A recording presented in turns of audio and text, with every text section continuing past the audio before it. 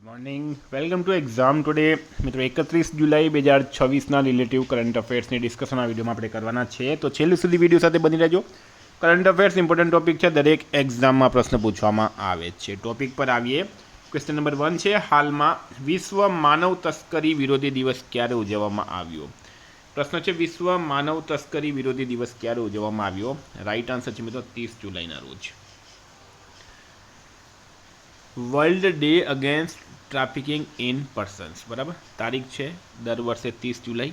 શરૂઆત છે સંયુક્ત રાષ્ટ્ર મહાસભા દ્વારા 2013માં જાહેર કરવામાં આવ્યું હતું. ઉદ્દેશ્ય છે માનવ તસ્કરી અંગે જાગૃતિ ફેલાવી, પીડિતોના અધિકારોનું રક્ષણ કરવું અને માનવ તસ્કરી સામે વૈશ્વિક અવાજ ઉઠાવવી. ભારતનું મુખ્ય દરિયાઈ અને ઉત્પાદન કેન્દ્ર બનવા માટે હાલમાં કયા રાજ્ય સરકારે જહાજ નિર્માણ અને સમારકામ નીતિ 2026 શરૂ કરી છે? તો રાઈટ આન્સર છે મિત્રો આમાં ગુજરાત.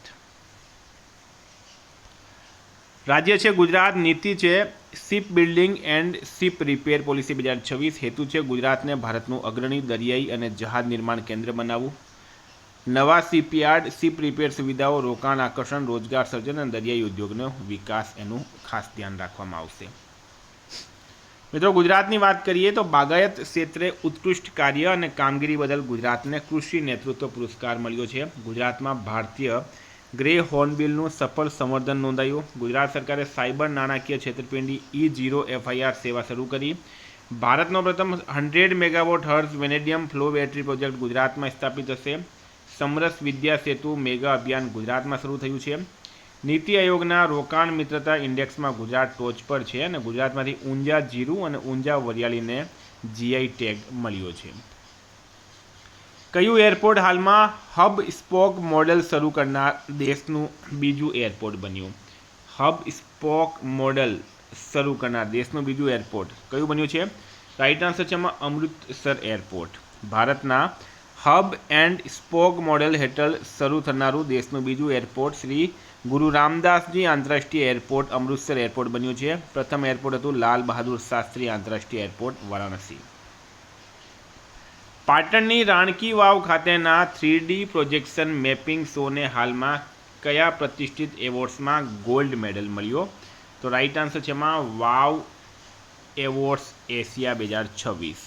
પાટણની રાણકી વાવ ખાતેના 3D પ્રોજેક્શન મેપિંગ શો અને હેરિટેજ લાઇટિંગ પ્રોજેક્ટને 17મા વાવ એવોર્ડ્સ એશિયા 2026માં ગોલ્ડ એવોર્ડ મળ્યો. આ award experiential tech awards achievement in audio visual for an event શ્રેણીમાં એનાયત કરવામાં આવ્યો છે. વિદ્યાર્થી મિત્રો, CCની એક્ઝામ આવી રહી છે. ફરી કહું છું, FSW છે, MSW છે, ટેટ ટાટ, બરાબર. તમામ પરીક્ષાઓ માટે ઇમ્પોર્ટન્ટ એક્ઝામ ટુડેનું લેટેસ્ટ એક વર્ષનું કરંટ અફેર્સ જેટલા મહિનાનું જોઈએ એટલા મહિનાનું તમને મળી જશે. 9510411961 પર મેસેજ કરો. Olympic, Paralympic, Covid, IPL, GI tag, બદલાના વર્તમાન પદાધિકારી, પુસ્તક લેખક, company CEO, brand ambassador, award GK, sport GK, G20 summit, T20 world cup, FIFA world cup, election GK, Ayodhya GK, budget, champions trophy, IPL, Padma awards, આ તમામ topics એમાં તમારા clear થઈ જશે. માલાબાર ગોલ્ડ એન્ડ ડાયમંડ્સે હાલમાં કોને બ્રાન્ડ એમ્બેસેડર તરીકે નિયુક્ત કર્યા છે? તો રાઈટ આન્સર છે મિત્રો આમાં MS ધોની. ભારતીય ટીમના પૂર્વ કેપ્ટન મહેન્દ્રસિંહ ધોનીને માલાબાર ગોલ્ડ એન્ડ ડાયમંડ્સે બ્રાન્ડ એમ્બેસેડર બનાવ્યા છે. શાહરૂખ ખાનને વિઝા ઇન્ડિયા ઝુંબેશના બ્રાન્ડ એમ્બેસેડર તરીકે નિયુક્ત કરવામાં આવ્યા. શ્રેયસ અય્યરને ભારતમાં F1 પ્રોગ્રામના બ્રાન્ડ એમ્બેસેડર તરીકે નિયુક્ત કરવામાં આવ્યા. રિતેશ અને જેનેલિયા દેશમુખ મહારાષ્ટ્ર રાજ્ય માર્ગ પરિવહન નિગમના બ્રાન્ડ એમ્બેસેડર બન્યા છે. અમિતાભ બચ્ચનને પોલિસી બજારના બ્રાન્ડ એમ્બેસેડર બનાવવામાં આવ્યા. MS ધોનીને DRIVના પહેલા ગ્લોબલ બ્રાન્ડ એમ્બેસેડર બનાવવામાં આવ્યા. વોગ આઇવરે કૃતિ સેનનને ભારત માટે તેના બ્રાન્ડ એમ્બેસેડર બનાવવામાં આવ્યા. ઇન્ફોસિસે કાર્લોસ અલ્કરાજને તેના વૈશ્વિક બ્રાન્ડ એમ્બેસેડર બનાવ્યા છે. હાલમાં કોણે આંતરરાષ્ટ્રીય ફોજદારી અદાલતમાંથી ખસી જવાની જાહેરાત કરી? તો વેનેઝુએલા અને ચાડ, આ બંને દેશોએ આંતરરાષ્ટ્રીય ફોજદારી અદાલતમાંથી ખસી જવાની જાહેરાત કરી છે. 7 નંબર છે, હાલમાં કયા રાજ્ય સરકાર બધા પરિવારોનું ઇલેક્ટ્રોનિક કુટુંબ રજિસ્ટર બનાવી રહી છે? તમામ પરિવારોનું કુટુંબ રજિસ્ટર કોણ બનાવી રહી છે? રાઈટ આન્સર છે મિત્રો તેલંગાના સરકાર.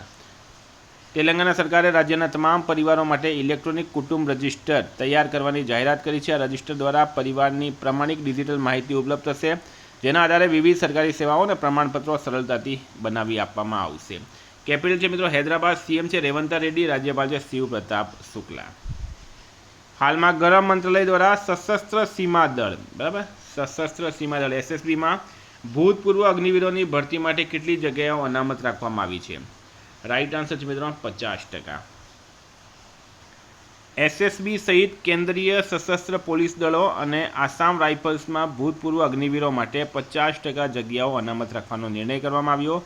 વય મર્યાદામાં 3 વર્ષની છૂટ આપવામાં આવશે. પીએસટી, પીઈટી અને લેખિત પરીક્ષામાંથી મુક્તિ પણ આપવામાં આવશે. કઈ કંપની દ્વારા વિશ્વના સૌથી શક્તિશાળી રોકેટ સ્ટારશીપની 13મી પરીક્ષણ ઉડાન સફળતાપૂર્વક પૂર્ણ કરવામાં આવી છે?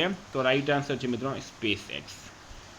વિશ્વના સૌથી શક્તિશાળી રોકેટ સ્ટારશીપની 13મી પરીક્ષણ ઉડાન અમેરિકાની ખાનગી એરોસ્પેસ કંપની સ્પેસએક્સ દ્વારા સફળ કરવામાં આવી છે. આ સ્પેસએક્સના માલિક કોણ છે? Elon Musk. હેનલી પાસપોર્ટ ઇન્ડેક્સની સુધારેલી યાદીમાં ભારતીય પાસપોર્ટ કયા સ્થાને છે? તો મિત્રો ભારતનો જે પાસપોર્ટ છે એ 81માં સ્થાને પહોંચી ગયું છે. 81, બરાબર, 81માં.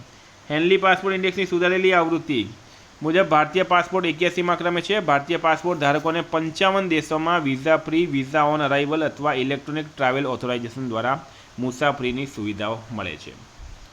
11 છે. હાલમાં કયા દેશે ઇન્ડિયન કરન્સીને મુદ્દે લાગેલ જૂના પ્રતિબંધમાં છૂટછાટ આપી?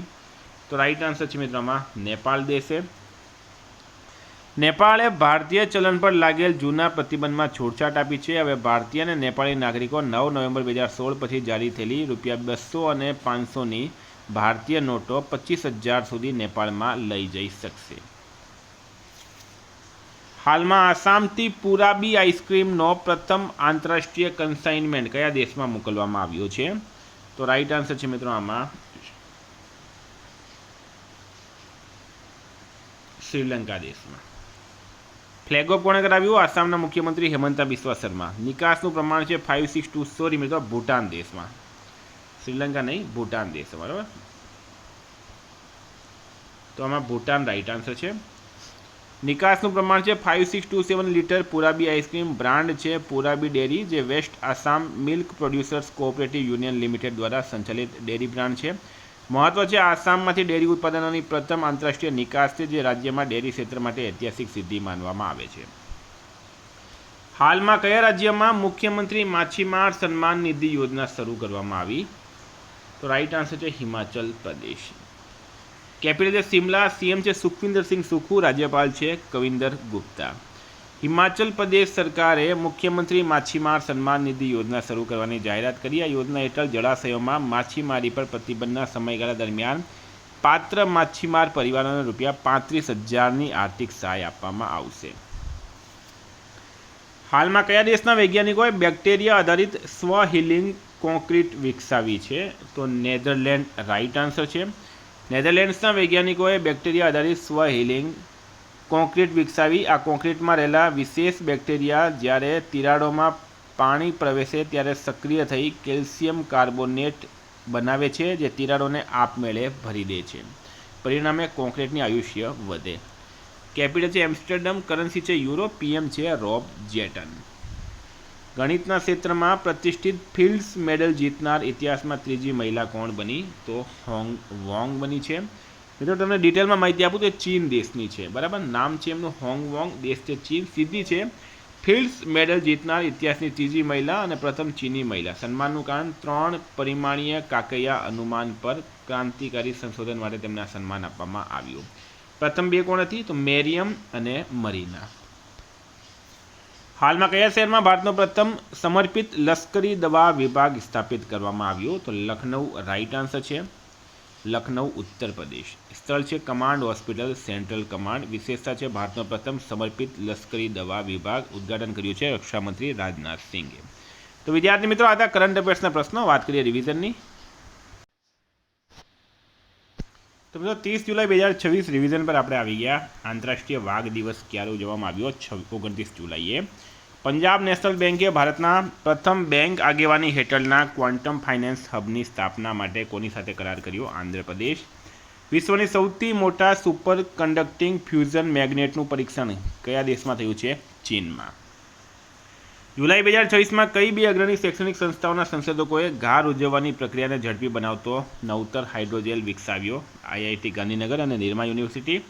22મી કોમનવેલ્થ ટેબલ ટેનિસ ચેમ્પિયનશિપ ક્યાંથી શરૂ થઈ છે? ન્યૂ દિલ્હીથી. 2026માં 57મો આંતરરાષ્ટ્રીય ફિલ્મ મહોત્સવ કયા રાજ્યમાં યોજાયો? ગોવામાં. ચીનના યોજાયેલા ISSF વર્લ્ડ કપ 2026માં ભારતની ઈશા સિંઘે મહિલાઓની 25 મીટર પિસ્ટલ ઇવેન્ટમાં ગોલ્ડ મેડલ જીત્યો છે. બેબ અલ મંડેબ સ્ટ્રેટ ચર્ચામાં છે. આ કયા સમુદ્રને જોડે? તો લાલ સમુદ્ર અને ગલ્ફ ઓફ એડનને. બીજી ભારત ગ્રીન હાઇડ્રોજન સમિટનું આયોજન ક્યાં કરાયું? દિલ્હી ખાતે. હાલમાં કેન્દ્રીય મંત્રીમંડળે કેટલા કરોડની ભવ્ય રસાયણ યોજનાને મંજૂરી આપી? 30 કરોડ રૂપિયા.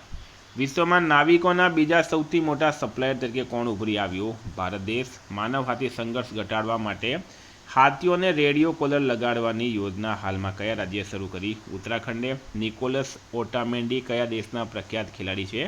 અર્જેન્ટિના. એમણે સંન્યાસ લીધો. હાલમાં કયા દેશને ઇબોલા મુક્ત જાહેર કરાયો? તો યુગાન્ડા રાઇટ આન્સર છે. શનિ, યુરેનસ અને નેપચ્યુનના વલયોનો અભ્યાસ કરવા માટે હાલમાં પ્રેક્સિસ મિશન કોણે શરૂ કર્યું? નાસાએ. મિત્રો, ગઈકાલે પ્રશ્ન પૂછાયું કયા રાજ્યે સાયબર નાણાકીય છેતરપિંડી માટે E0 FIR શરૂ કરી? ગુજરાત રાઇટ આન્સર હતું. આજનો પ્રશ્ન છે દિલ્હી મહિલા આયોગના અધ્યક્ષ તરીકે કોની નિમણૂક કરવામાં આવી? રેખા ગુપ્તા, લતા ગુપ્તા, અંજલિ શર્મા કે સ્વાતિ માલીવાલ? જવાબ કમેન્ટ બોક્સમાં જણાવજો. મિત્રો, ટેલિગ્રામમાં જોડાઈ જજો. નીચે લિંક આપેલી છે, ત્યાં હું PDF આપું છું. Thank you. ફરી મળીશું. જય હિન્દ, જય ભારત.